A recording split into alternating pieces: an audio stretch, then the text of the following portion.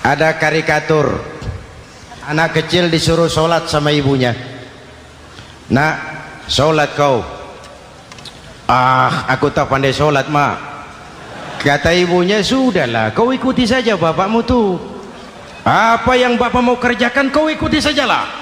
Jadilah mak, kalau ikut saja bisa laku. Berangkatlah anak ini kan, sholat di belakang bapaknya, jadi makmum. Sholat di balai bambu, tidak pakai tikar. Bangun sujud, hidung bapaknya terjepit bambu. Karena sakit dan kaget, refleks bapak ini teriak, aduh. Anak di belakang ingat pesan maknya, ikuti saja bapakmu. Si anak ini malah pakai irama, aduh. Mendengar anaknya mengaduh, bapaknya menoleh ke belakang. Kata bapaknya, kau kejepit juga, cok, katanya. فلا تطع المكذبين ودوا لو تدهن فيدهنون.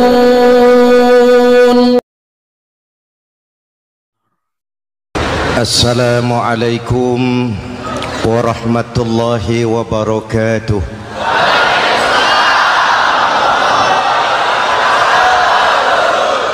Alhamdulillahillazi ja'ala ramadhana syahra siyami lil mu'minin. Wassalatu wassalamu ala asyrafil mursalin Sayyidina Muhammadin wa ala alihi wa sahbihi ajma'in, amma ba'du. Para ulama yang saya muliakan, para pejabat baik sipil maupun militer yang saya hormati, alhamdulillah malam ini atas izin Allah, mudah-mudahan yang kita laksanakan ini merupakan bagian dari amal ibadah kita di bulan suci Ramadan ini. Hadirin, reformasi terbesar adalah reformasi yang dilakukan oleh baginda Nabi besar Muhammad sallallahu alaihi wasallam. 23 tahun merombak satu bangsa biadab menjadi bangsa beradab, merombak umat yang terpecah belah menjadi umat yang bersatu, merombak masyarakat yang tenggelam dalam kemusyrikan menjadi umat yang bertauhid. Reformasi besar apa yang dilaksanakan oleh Rasul dan apa hubungannya dengan kita sekarang? Ini yang ingin saya sampaikan malam ini. Pertama, beliau melaksanakan reformasi akidah, membebaskan manusia dari kemusyrikan, menyelamatkan manusia dari ketergantungan kepada benda. 13 tahun beliau berjuang di kota Makkah hanya untuk menanamkan la ilaha illallah Muhammadur Rasulullah. Dari sana segalanya dimulai, meletakkan fondasi. Saya yakin tidak ada Tuhan selain Allah dengan seluruh konsekuensinya. Kalau saya yakin tidak ada Tuhan selain Allah, maka saya tidak akan menyembah kecuali hanya kepada Allah. Orang yang benar fondasinya, benar sujudnya. Jelas? Kalau saya yakin tidak ada Tuhan selain Allah, saya tidak akan minta rizki kecuali hanya kepada Allah. Orang yang benar fondasinya, jauh dari korupsi, jauh dari judi.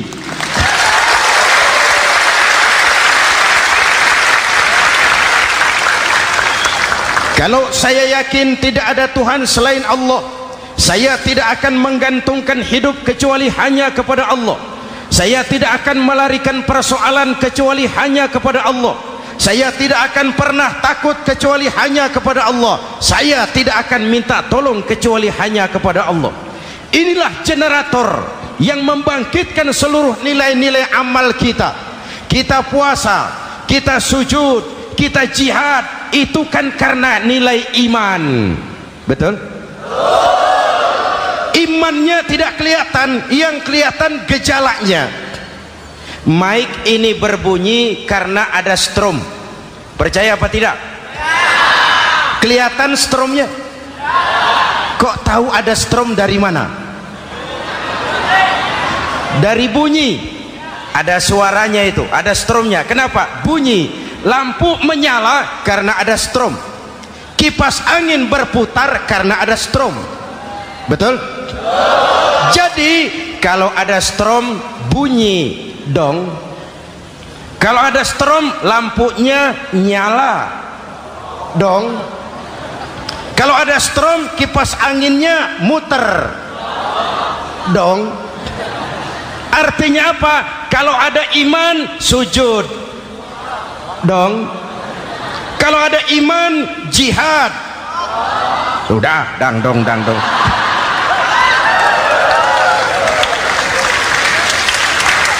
Seluruh amaliyah kita hanya refleksi dari nilai-nilai keimanan. Maka dimulai dengan fondasi. Kalau fondasi kuat, apapun yang mau dibangun aman. Kalau fondasi rapuh, apa yang mau dibangun di atas fondasi yang rapuh? Karena itu dengan tabligh akbar ini pesan pertama saya, mari jaga nilai-nilai iman kita. Kita masih bergelut dengan zaman susah. Judi kembali merebak, narkoba meracuni remaja dan pemuda-pemudi kita, padahal dua-duanya sumber segala macam kemaksiatan. Judi mendidik orang jadi malas, dan sejarah belum pernah mencatat ada orang jadi kaya karena judi. Yang bangkrut, yang kere, yang melarat banyak.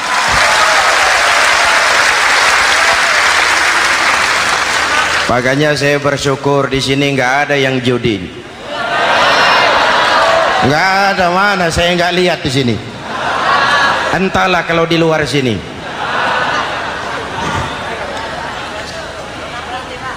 Judi itu penyakit, kalahnya bikin penasaran, menangnya bikin ketagihan. Itulah penyakitnya. Makanya lebih baik makan singkong betulan daripada makan roti mimpi. Ayo makan singkong betulan, makan roti mimpi, lebih baik mana? Lebih baik makan roti betulan, Mas. Maksud saya uang 4-5 ribu rupiah itu daripada belikan togel, daripada dibelikan pakong, daripada dibelikan macam-macam undian judi, lebih baik dibelikan beras, makan sama-sama. Hadirin yang saya hormati, karena iman kita hidup, untuk iman kita berjuang, dalam iman kita ingin kembali menghadap Allah Subhanahu. Dahulu pun orang-orang tua kita berjuang memerdekakan negeri tercinta ini. Apa faktor penggerak utamanya? Iman. Imanlah yang mengajarkan orang-orang tua kita, hubbul watan minal iman. Cinta tanah air bagian daripada iman. Lah, tanah air kita kan bukan Aljazair. Tanah air kita bukan Palestina. Tanah air kita bukan Mesir. Tanah air kita mencintai Indonesia bagian daripada iman. Yang datang menjajah kebetulan kafir. Lah ini, bertemulah cinta tanah air dengan semangat jihad yang diajarkan agama. Lalu bangkitlah para ulama, bangkitlah para kiai, bangkitlah para santri, berjuang memerdekakan negara tercinta ini. Saya tanya lagi, orang-orang tua kita dahulu berjuang melawan penjajah, senjatanya apa? Bambu runcing. Jenderal mana mau taruhan? Bambu runcing merdeka melawan tank. Bambu runcing merdeka melawan meriam. Bambu runcing merdeka melawan tentara-tentara profesional yang terlatih dengan baik. Menurut logika tidak mungkin. Menurut kebiasaan tidak bisa. menurut rasio impossible, entoh nyatanya kita merdeka. Lalu para pendiri Indonesia dengan jujur mencantumkan dalam mukaddimah Undang-Undang Dasar Negara kita kalimat yang berbunyi, dengan berkat rahmat Allah yang Maha Kuasa. Ada tidak itu dalam pembukaan Undang-Undang Dasar? Ada apa tidak? Pokoknya biar belum pernah baca, ada gitu saja sudah, biar lancar urusan. Saya yakin kalimat ini bukan lipstick, not decoration only. Kalimat ini pengakuan moral, pengakuan batin yang sangat jujur dari para pendiri Indonesia bahwa Allah campur tangan dalam proses kemerdekaan. Kalau tidak, nggak ada ceritanya bambu runcing merdeka melawan tank.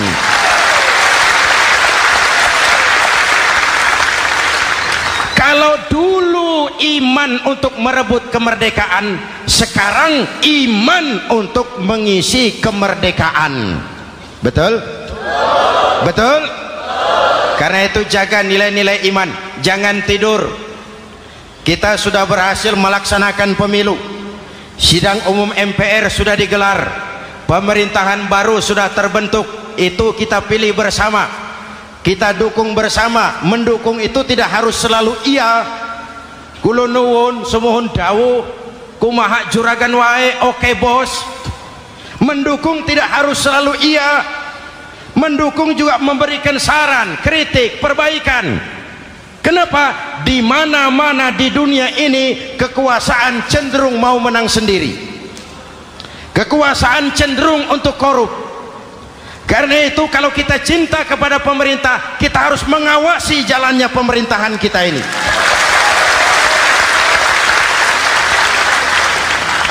Pengalaman ketika Orde Baru berdiri, kita percaya, kita serahkan penuh, lalu kita tidur. Akhirnya kita jadi susah sendiri. Betul? Umat Islam tidak boleh jatuh dua kali di tempat yang sama. Hari ini lewat sini jatuh wajar, belum tahu barangkali. Besok lewat sini lagi jatuh lagi, goblok tenan.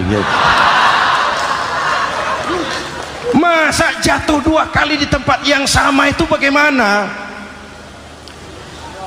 Hadirin yang saya hormati, nilai-nilai iman, intan paling mahal, mutiara paling berharga, tidak lain nilai iman.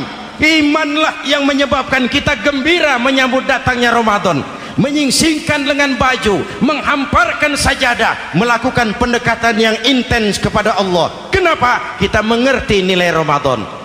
Tempo hari saya berikan contoh, di tangan kanan saudara ada berlian, harganya 50 juta.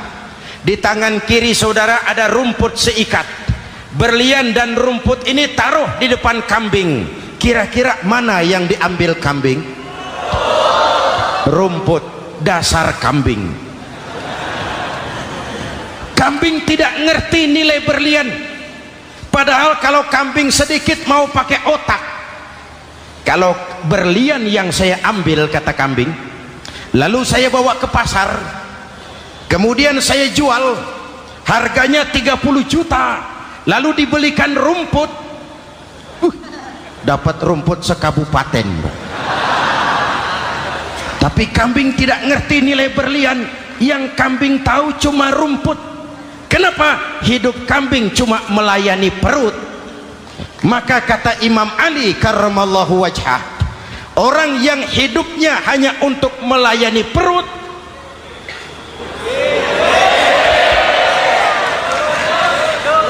saudara yang ngomong ya, tanggung jawab. Saya kan cuma mulai, kenapa diterusin?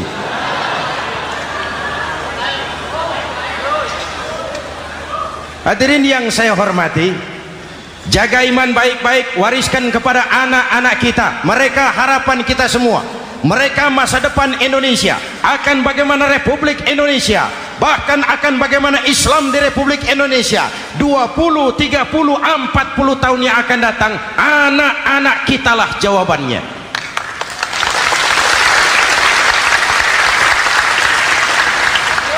Mereka Mereka mau jadi apa persilahkan, asal iman merupakan landasan hidupnya. Anak-anak kita boleh jadi jenderal asal jenderal beriman, boleh jadi pejabat, pejabat beriman, jadi pengusaha, pengusaha beriman. Kalau iman landasannya aman. Jadi pengusaha, pengusaha beriman, insya Allah timbangannya tidak curang, ekonomi lancar, masyarakat tenang. Jadi petani, petani beriman, insya Allah tidak menggarap tanah yang bukan miliknya.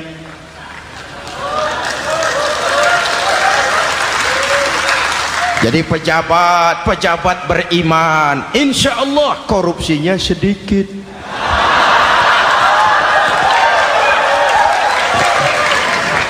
Jadi jenderal, jenderal beriman, insya Allah berjuangnya bersama ulama, bukan nangkepi ulama.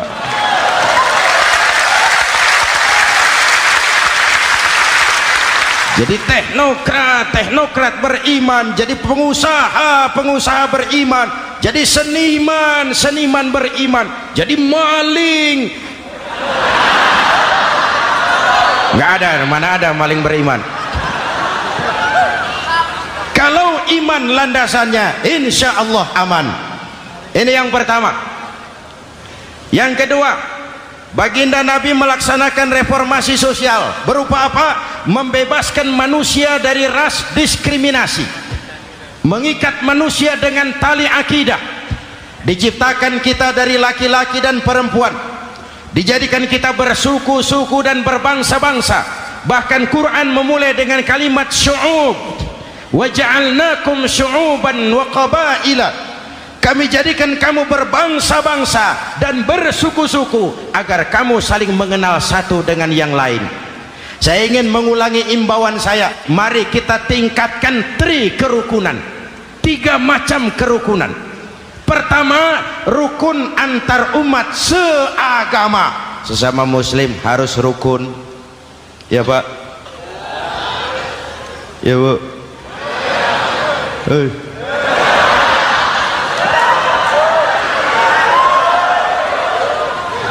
Malam ini saya tidak merasa sebagai tamu di sini. Saya hanya keluarga di tengah-tengah keluarganya.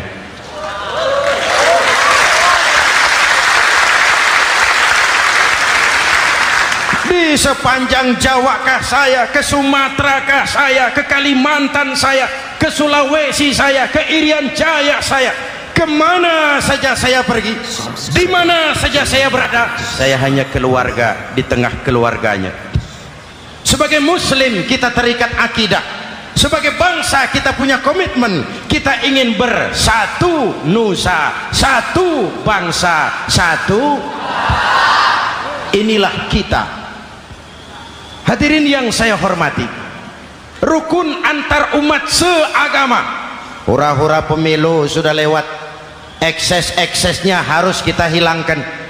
Boleh jadi kemarin-kemarin karena berbeda kaos sama teman gak teguran. Yang sudah-sudah, yang penting sekarang ke depan. Sudah capek kita rakyat diobok-obok.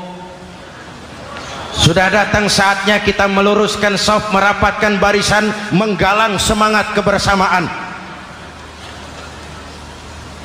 Rukun antar umat seagama. Begitulah malam ini saya hadir di tengah keluarga sendiri.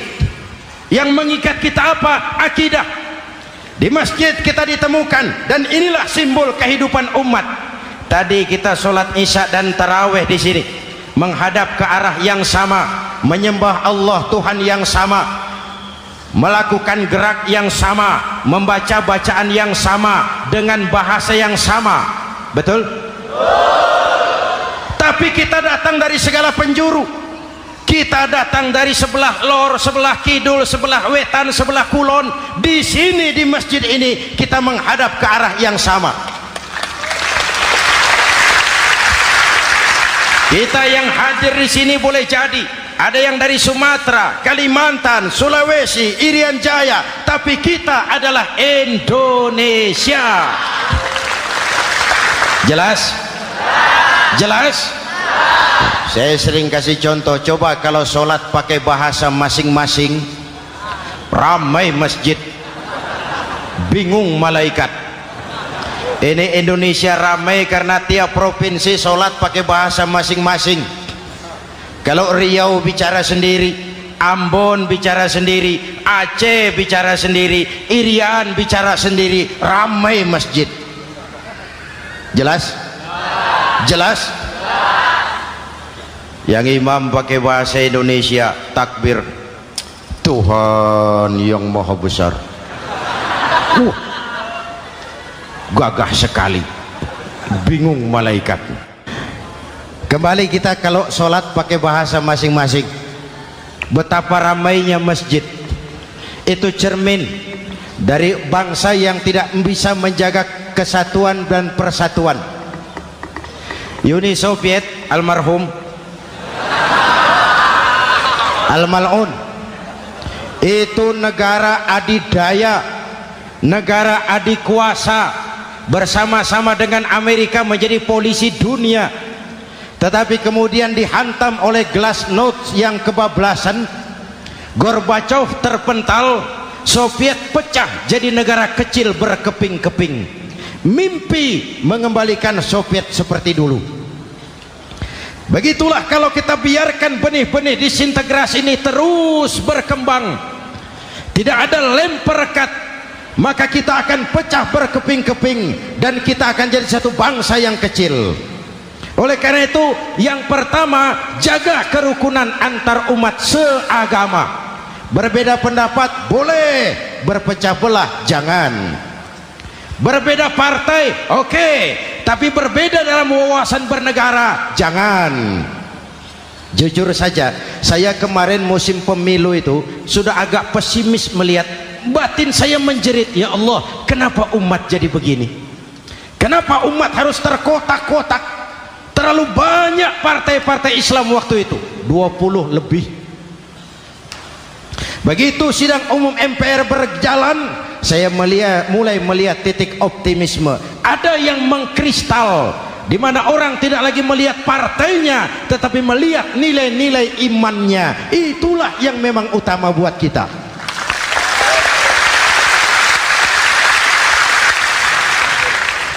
Ini yang pertama, rukun antar umat seagama.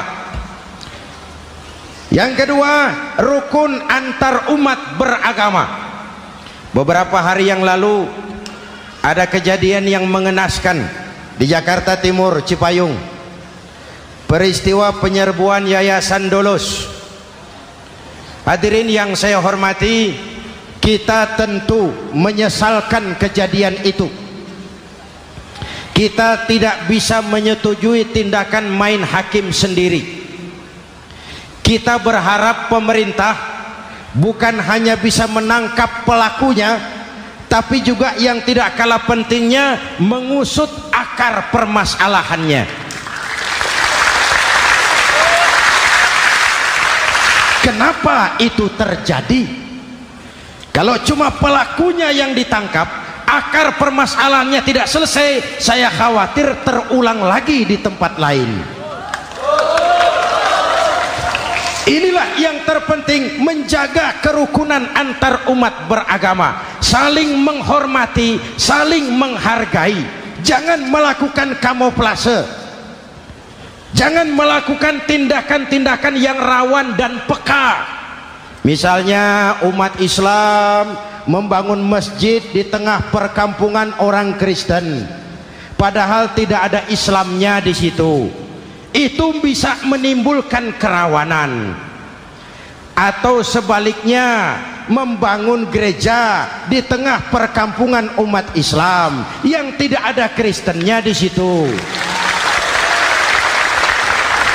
Atau sebaliknya, mereknya kegiatan sosial, mereknya kegiatan kemanusiaan, tapi isinya penyebaran agama kepada orang yang sudah beragama. Itu pun bisa menimbulkan kerawanan. Jelas? Maka yang besar jangan mau menang sendiri, yang kecil harus tahu diri. Jelas? Mari saling menghormati, mari saling menghargai dalam batas lakum dinukum. Menangkap pelakunya penting, mengusut akar permasalahannya itu pun tidak kurang pentingnya. Hadirin yang saya hormati, Islam agama toleran, baik dari prinsip ajarannya maupun dari sikap umatnya. Islam agama yang rahmatan lil alamin. Kita punya kewajiban untuk membuktikan bahwa Islam bukan merupakan ancaman. Islam adalah alternatif. Islam adalah solusi. Islam bukan ancaman. Yang hadir di sini bukan perusuh, bukan umat biang kerok. Ini umat yang cinta damai.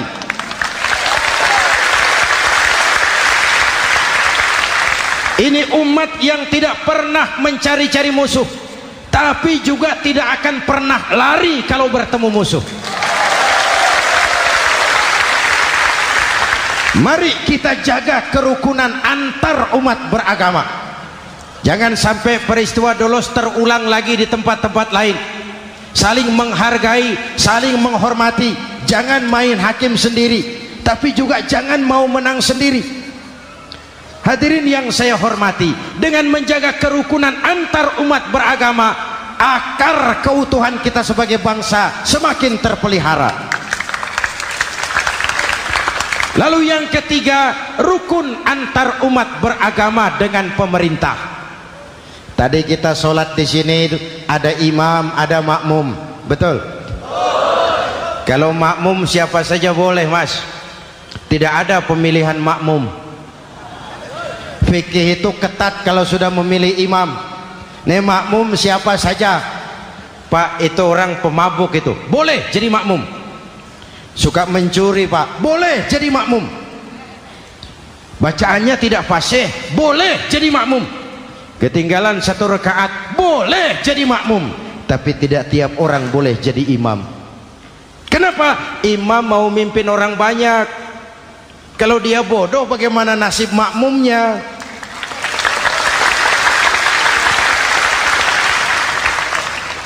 Ada karikatur di Medan, pernah kejadian anak kecil disuruh sholat sama ibunya. Nak, sholat kau. Ah, aku tak pandai sholat, mak. Si Ucok rupanya ini.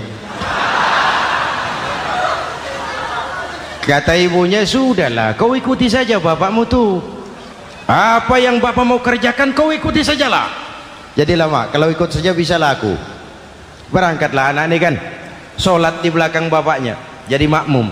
Sholat di balai bambu, tidak pakai tikar. Bangun sujud, hidung bapaknya terjepit bambu. Karena sakit dan kaget, refleks bapak ini teriak, aduh. Anak di belakang ingat pesan maknya, ikuti saja bapakmu. Si anak ini malah pakai irama, aduh.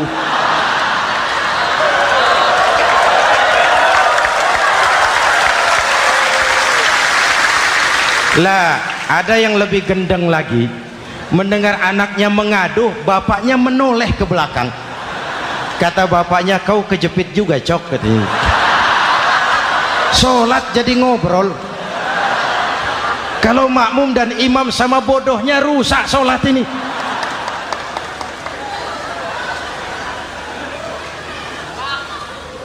Hadirin yang saya hormati, rukun antar umat beragama dengan pemerintah, pemerintah yang legitimate, yang dihasilkan lewat proses demokrasi. Benarnya kita dukung, salahnya kita tegur, kita kritik, kita perbaiki, kita berikan saran-saran yang baik. Sekali lagi, jangan tidur. Sudah lewat masanya. Kemarin-kemarin kita menghadapi satu masa yang penuh krusial. Sudah datang saatnya kita bersama-sama bahu membahu mengatasi kesulitan besar yang tengah kita hadapi sekarang ini. Dengan 3 kerukunan ini, insya Allah keutuhan kita sebagai bangsa akan lebih terpelihara. Ini reformasi kedua. dalam konteks kita sekarang menjaga semangat kebersamaan. Saya sering mempopulerkan di masyarakat kita, umat Islam bangsa Indonesia seperti 5 jari ini. Kalau kompak, apa yang tidak terpegang? Tapi kalau berpecah belah, apa yang mau dipegang? Yang ini namanya ibu jari. Umaro ini, pemerintah. Kerja apa saja kalau sudah diginikan pemerintah, lumayan. Diginikan kiamat, Mas. Legalitas. Umaro. Yang ini telunjuk, alat untuk menunjuk. Ini orang yang punya uang, orang kaya, para pengusaha, investor. Kita perlu untuk memulihkan roda perekonomian kita. Di mana-mana kalau orang sugih nunjuk, lancar urusan, Pak. Coba kita yang melarat nunjuk-nunjuk ini, nggak laku. Makanya kata orang, serba salah jadi orang susah, tapi lebih susah jadi orang serba salah. Serba salah jadi orang susah, tapi lebih susah jadi orang serba salah. Telunjuk. Yang ini jari tengah lah ini, di tengah dia, ke kanan tidak, ke kiri tidak. Milik semua golongan ini, netral. Siapa ini? TNI. Siapa ini? Cendekiawan. Siapa ini? Ulama idealnya itu. Milik semua, tidak kemana-mana tapi ada di mana-mana. Nggak bisa diajak suitan ini. Nggak ada anak-anak main kelereng suitnya begitu, itu nggak ada.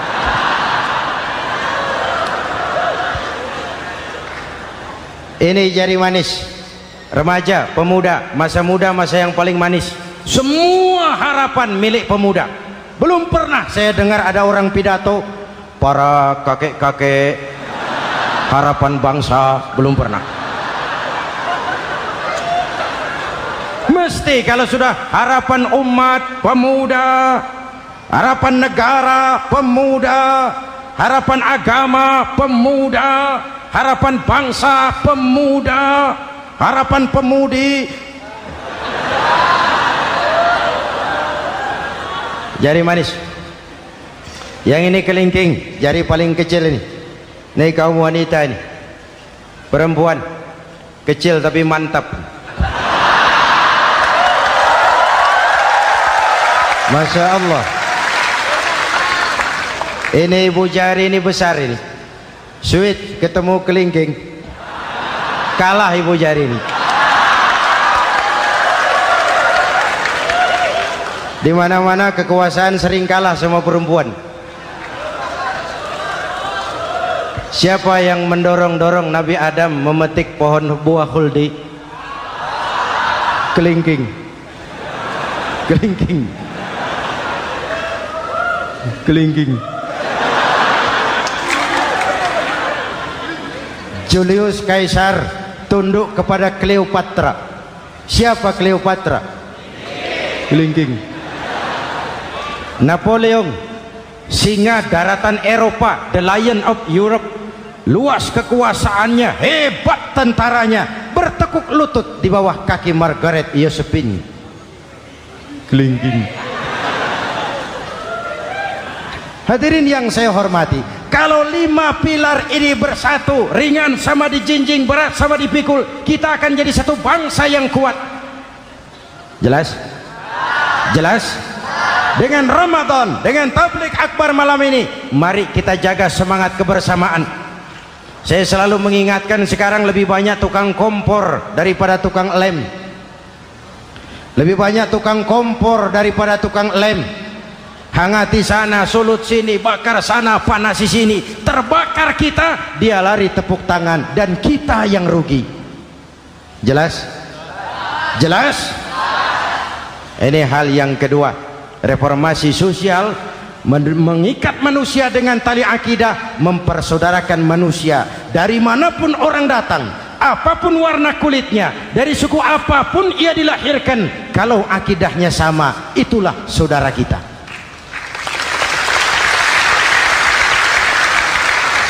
Kembangkan terus kerukunan antar umat seagama, antar umat beragama, dan antar umat beragama dengan pemerintah.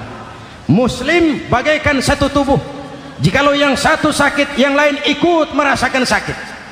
Muslim bagaikan sebuah bangunan yang satu sama lain harus saling memperkuat. Ada yang jadi tiang, tentu. Ada yang jadi pintu, memang. Ada yang jadi genteng, iya. Tapi satu sama lain harus saling memperkuat. Tidak bisa genteng ngomong sama tiang. Kata genteng, saudara tiang, kamu sih enak. Saya setengah mati, kata genteng. Hujan kehujanan, panas kepanasan. Kadang-kadang anak-anak nakal saya dilontari batu, kata genteng. Yang jadi tiang ngomong lagi, kata tiang, saudara genteng, jangan sembarangan kalau ngomong. Kamu kira kamu bisa nongkrong di atas? Itu gara-gara siapa, genteng? Aku yang topang dari bawah, kata tiang. Kamu jadi anggota DPR, jadi anggota MPR, jadi pejabat, kami rakyat yang angkat.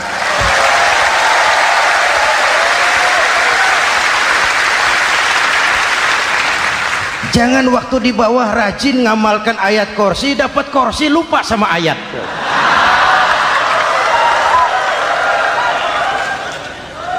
Mari ringan sama kita jinjing, berat sama kita pikul, duduk ya kita sama rendah, berdiri kita sama tegak. Tidak ada warga negara kelas 1 di Republik ini.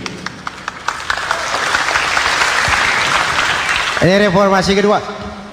Yang ketiga, reformasi menegakkan keadilan, menyelamatkan manusia dari kezaliman. Sebelum Islam datang, sebelum Rasul datang, manusia dibedakan oleh hartanya, manusia dibedakan oleh warna kulitnya, manusia dibedakan oleh keturunannya.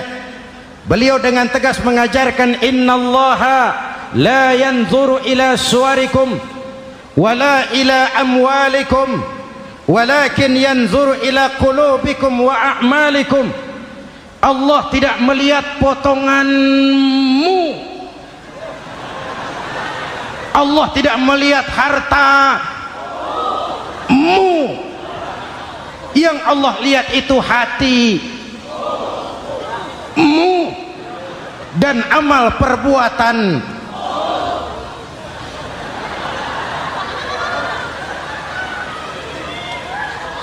Perjuangan menegakkan keadilan. Hadirin yang saya hormati, itulah yang menyebabkan reformasi kita menggelinding. Menuntut keadilan, baik keadilan di bidang politik, keadilan di bidang ekonomi, keadilan di bidang hukum. Nabi pernah mengingatkan, hakim, kata Nabi, itu ada 3 macam. Al-qudatu salasatun. Hakim ada 3 macam.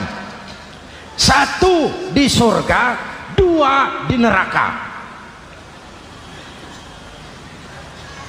Hadirin yang saya hormati, siapa yang hakim ke surga itu?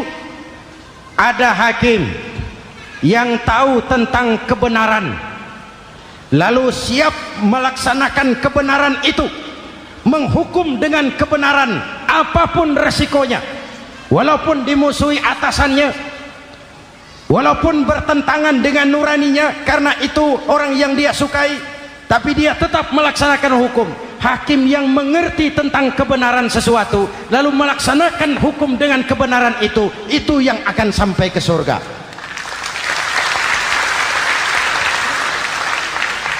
Yang kedua, ada hakim tahu tentang kebenaran tapi tidak mampu melaksanakan hukum dengan kebenaran itu.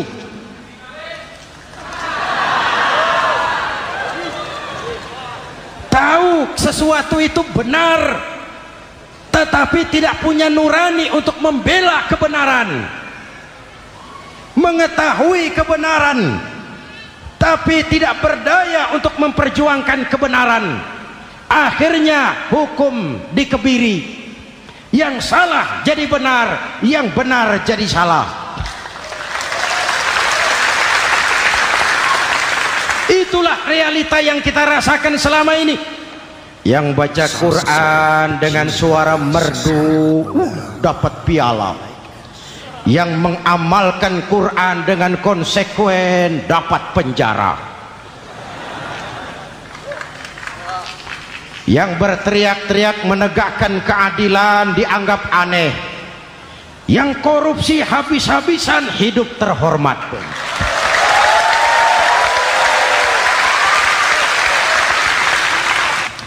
Jadi yang kedua tadi hakim yang tahu kebenaran tetapi tidak mampu melaksanakan hukum sesuai dengan kebenaran, diperkosanya kebenaran, ditekannya hati nuraninya, sehingga ini yang mengakibatkan terlukanya perasaan keadilan.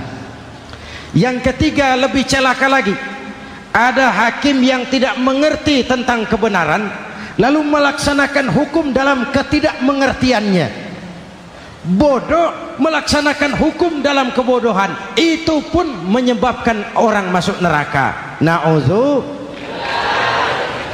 Hadirin yang saya hormati, reformasi yang dilaksanakan Rasul berjuang menegakkan keadilan setelah membebaskan manusia dari ras diskriminasi. An-nas kulluhum li Adam wa Adam min turab, la fadla li arabiyyin ala ajamiyyin illa bitaqwa. Seluruh manusia berasal dari Adam. Adam diciptakan dari tanah dan tidak ada kelebihan Arab dengan yang bukan Arab kecuali dengan takwanya.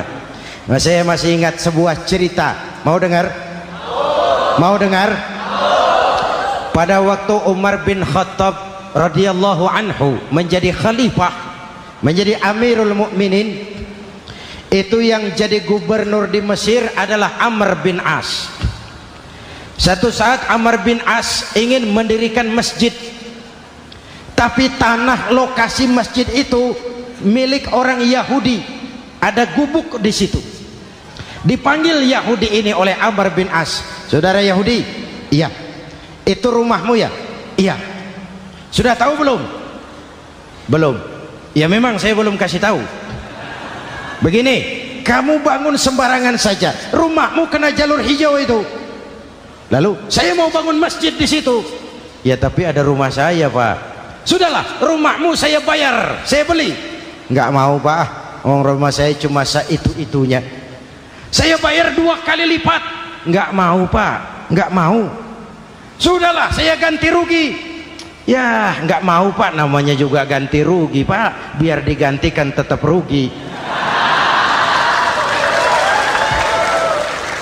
Mangkel Amr bin As ini wong cilik kok bertingkah amat, si amat aja nggak bertingkah. Panggil kamtib, hei gusur. Ditarik rumah Yahudi ini, ambrol, menitiskan air mata si Yahudi di sudut kehidupan. Begini wong cilik ini sudah jatuh tertimpa tangga, rumah cuma sak gubuk-gubuknya diderek oleh petugas.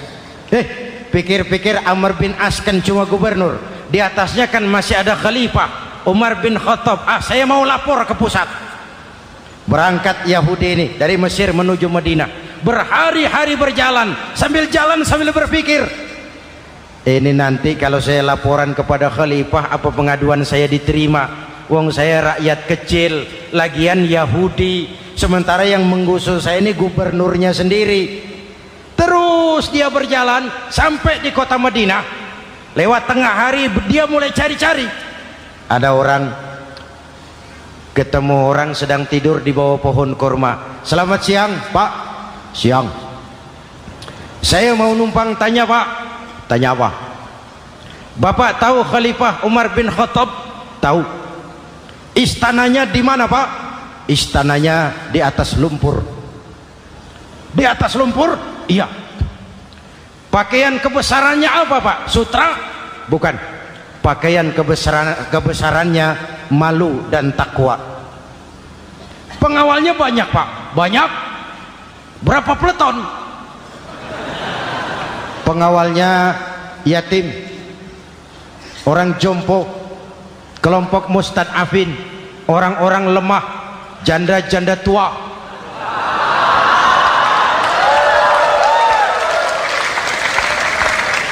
Itu pengawalnya. Pakaian kebesarannya malu dan takwa. Pengawalnya orang-orang lemah tidak berdaya. Kok begitu, Pak? Begitulah Umar bin Khattab. Orangnya sekarang di mana Pak? Di depan kamu. Jadi Bapak, iya. Bapak, iya. Saya Umar. Ada apa Mas? Oh, yang datang dari Semarang waktu itu. Gini loh Pak, saya mau menuntut keadilan. Keadilan kenapa? Gubernur Bapak Amr bin As itu Pak zolim. Kenapa dia? Gubuk saya main tarik saja, runtuh. Saya nggak punya rumah lagi, wong saya ini golongan makmur, cuma rumah sama sumur. Lalu untuk apa? Katanya dia mau bangun masjid di situ Pak. Dipaksanya rumah kamu ditarik sampai runtuh. Iya. Yahudi. Ya Pak. Itu ada tempat sampah ya. Betul Pak. Di situ banyak tulang unta. Coba kau cari satu tulang unta bawa ke sini. Bingung Yahudi. Pak, saya jauh-jauh dari Mesir ke sini ini mau cari keadilan. Kalau tulang unta di Mesir juga banyak Pak. Sudahlah, kau ambil saja tulang itu. Berangkat Yahudi penuh tanda tanya, ambil sebuah tulang unta, diberikan kepada Khalifah Umar bin Khattab. Tulang ini diambil, Umar hunus pedangnya, dengan ujung pedang dibuat garis lurus di atas tulang unta itu. Rak. Selesai. Yahudi, iya Pak. Sekarang kau kembali ke Mesir, serahkan tulang ini kepada Umar bin Amr bin As. Makin bingung Yahudi. Jauh-jauh datang kemari kira mau dapat keadilan, cuma dapat tulang. Ya sudahlah, namanya wong cilik. Berangkat dia pulang ke Mesir. Berhari-hari sampai di Mesir. Pak Gubernur, ya lapor. Ada apa Yahudi? Saya dari pusat. Loh, kamu dari Madinah? Iya Pak. Ngapain sih kamu ke sana-sana? Nuntut keadilan. Kamu bertemu Khalifah? Ketemu Pak. Terus tulang.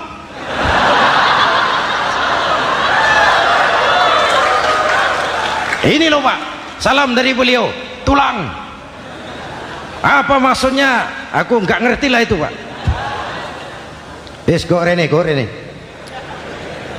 Diambil tulang itu. Amr bin As melihat ada garis lurus dengan ujung pedang, gemetar badannya, keringat bercucuran. Kepala proyek dipanggil. Mas, ini proyek masjid batal. Gubuk Yahudi dirikan lagi. Loh Pak, kata kepala proyek, saya kan sudah menang tender Pak.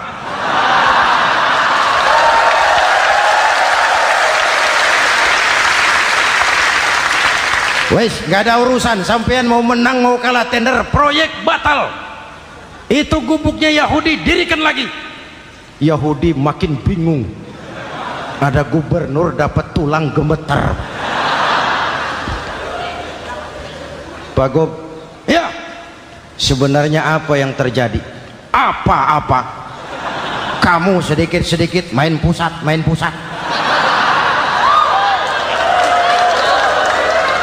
Bu, yang ngomong dulu toh. Ya kan awalnya saya sudah ngomong Pak, tapi gubuk saya tetap ditarik. Percuma ya saya ke pusat Pak. Saya dapat teguran keras dari Khalifah. Tahu kau apa artinya ini? Seolah beliau berkata, "Hei Amr bin As, jangan mentang-mentang sedang berkuasa kau bertindak seenakmu. Berlaku lurus dan adillah kamu seperti lurusnya garis di atas tulang ini."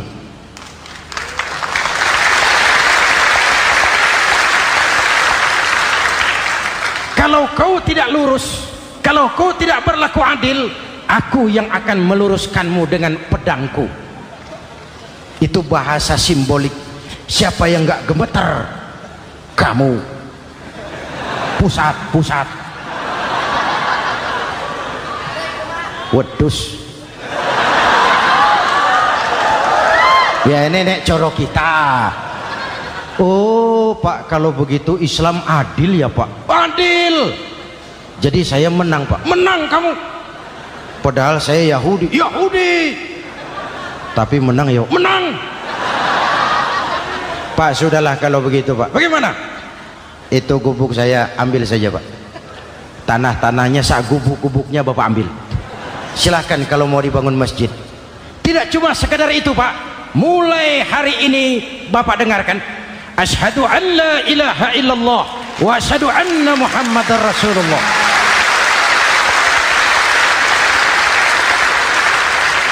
Yahudi bisa menang perkara menghadapi gubernur.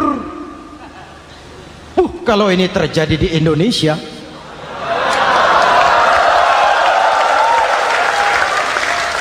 amin. Oke, lalu siapa pemimpin adil itu? Setiap kita kan pemimpin. Presiden pemimpin di negaranya, gubernur pemimpin di provinsinya, bupati pemimpin di kabupatennya, Pak Camat pemimpin kecamatannya, Pak Lurah pemimpin di kelurahannya, suami pemimpin di rumah tangganya, anak muda pemimpin bagi dirinya. Dan setiap kita akan dimintakan tanggung jawab. Anak muda pemimpin buat dirinya, nanti diminta tanggung jawab. Kakimu kau bawa jalan kemana? Tanganmu ngambil apa? Lidahmu bicara apa? Matamu menteleng, apa yang dilihat? Seluruhnya akan dimintakan pertanggungan jawab. Marilah kita jadi orang yang adil kepada diri, kepada keluarga, dan akhirnya kepada masyarakat, bangsa dan negara. Hadirin yang saya hormati, satu ayat yang sering dibaca pada akhir khutbah khatib Jumat, innallaha ya'muru bil adli wal ihsan. Allah memerintahkan kamu berlaku adil dan berbuat ihsan. Tidak sekadar adil tapi ihsan. Ihsan nilainya lebih tinggi dari adil. Contoh, nak, tolong taruh telur itu di pinggir meja. Anak yang adil apa adanya, ditaruh telur di pinggir meja. Anak yang ihsan lain. Lah iya, perintahnya sih di pinggir meja, tapi kalau pas di pinggir meja kan jatuh ke bawah, ke tengah sedikit. Ini ihsan. Oleh karena itu, mari, perjuangan menegakkan keadilan masih panjang. Jalannya tidak lurus bertabur bunga, menanjak menurun, banyak onak dan duri. Namun seperti yang dikatakan seorang tokoh, masih Napoleon, kalau ada 1000 orang penegak keadilan, saya satu dari yang 1000 itu. Kalau ada 100 penegak keadilan, saya juga satu dari yang 100 itu. Kalau ada 10 orang menegakkan keadilan, saya juga satu dari yang 10 itu. Kalau hanya 1 orang yang menegakkan keadilan, maka sayalah yang 1 itu. Tetap konsisten berjuang menegakkan keadilan, walaupun besok langit akan runtuh, walaupun besok akan kiamat, keadilan tetap harus ditegakkan. Ini reformasi yang ketiga, menegakkan keadilan, mengayomi masyarakat dengan hukum yang tegas. Dan Rasul menjadi contoh. Ini yang hebat. Misalnya beliau berkata, wallazi nafsi biyadihi lau anna Fatimah binti Muhammadin saraqat laqata'a Muhammadun yadaha. Demi Allah, andai kata Fatimah putri Muhammad mencuri, jangan orang lain, Muhammad sendiri yang akan memotong tangannya. Hukum berwibawa, masyarakat terlindungi. Kenapa? Nabi jadi contoh. Jelas? Beliau mengajarkan orang beramal. Kepada putrinya beliau mengatakan apa? I'mali ya Fatimah, i'mali fa inni la ughni anki minallahi syai'a. Fatimah, beramal kau. Fatimah, beramal kau. Fatimah, solat kau. Fatimah, puasa kau. Fatimah, zakat kau.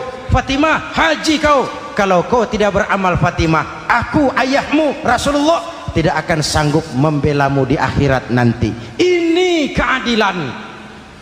Tidak mentang-mentang putri kesayangan Nabi lalu sudah Fatimah kamu nggak sholat nggak apa-apa, nanti di akhirat ada papi. Jauh dari semangat nepotisme. Putri beliau sendiri ditekankan, i'mali ya Fatimah fa inni la ughni anki minallahi syai'a. Beramal kau Fatimah, kalau kau tidak beramal, aku ayahmu tidak akan sanggup membela kamu di akhirat nanti. Inilah inti dari nilai keadilan, jauh dari nepotisme apalagi kolusi.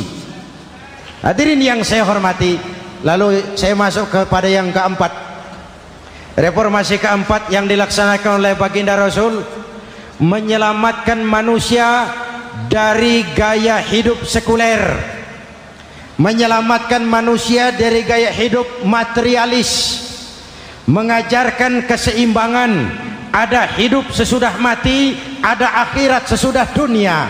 Betul? Betul? Kalau saja tidak ada hidup sesudah mati, kalau saja tidak ada akhirat sesudah dunia, persilahkan hiduplah saenae, nek perlu saenae udelmu dewe. Sayang, ada hidup sesudah mati, ada akhirat sesudah dunia. Ini semua calon-calon jenazah.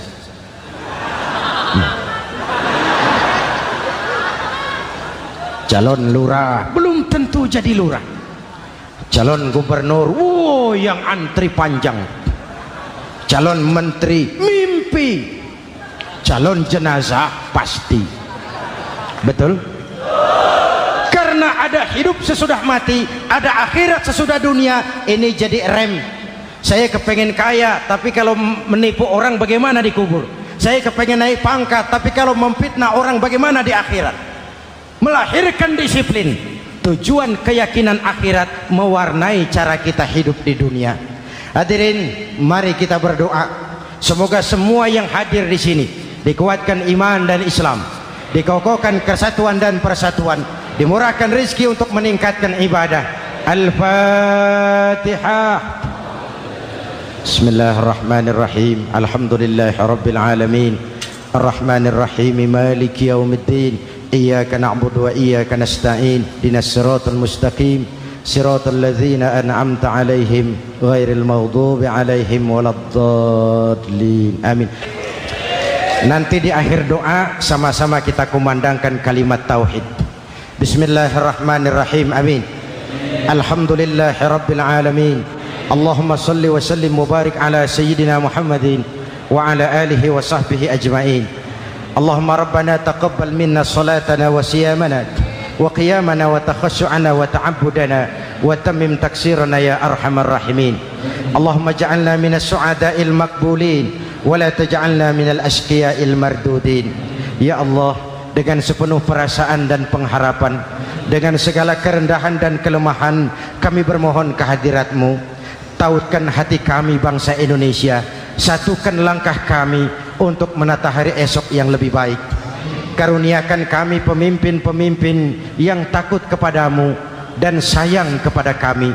Berikan mereka kekuatan zahir dan batin untuk membawa kami rakyat dan bangsa Indonesia keluar dari kesulitan besar ini menuju masyarakat yang adil dalam kemakmuran dan makmur dalam keadilan di bawah naungan ridha-Mu.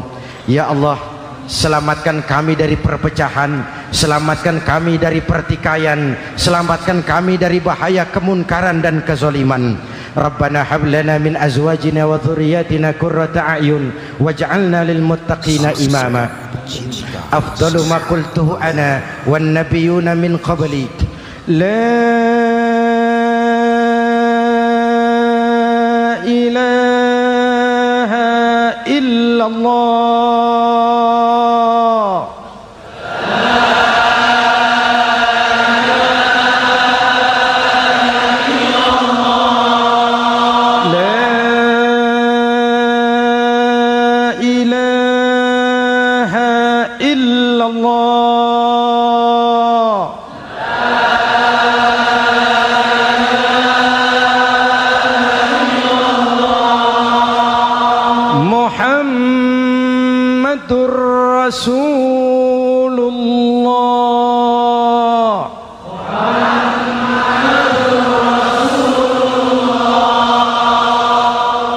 صلى الله عليه وآله وسلم كلمة حق عليها نحيا وعليها نموت وعليها نبعث إن شاء الله من الآمنين ربنا آتنا في الدنيا حسنة وفي الآخرة حسنة وقنا عذاب النار وآخر دعوانا أن الحمد لله رب العالمين